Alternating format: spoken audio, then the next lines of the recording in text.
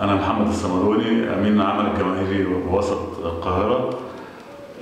في الحقيقة أنا بالنسبة للدستور حسمت موقفي الشخصي إن أنا أقول نعم للدستور.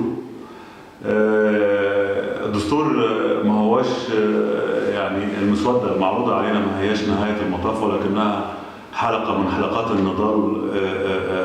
فاحنا عايزين ناخد من النقطة ديت نقطة انطلاق ونقدر نكمل عليها فيما بعد.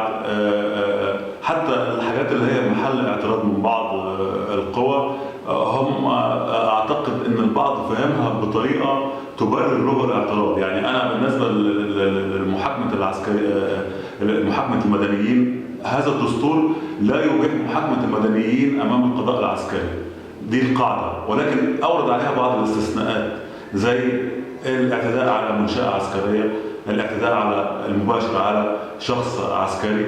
فمن هنا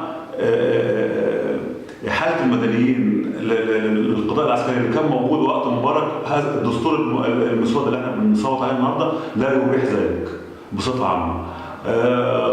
وطبعا احنا في الحزب المصري الديمقراطي متقيدين بما ستسفر عنه اجتماعات الهيئة العليا، ولكن بصفة عامة احنا بصفة شخصية انا بصوت بنعم على الدستور.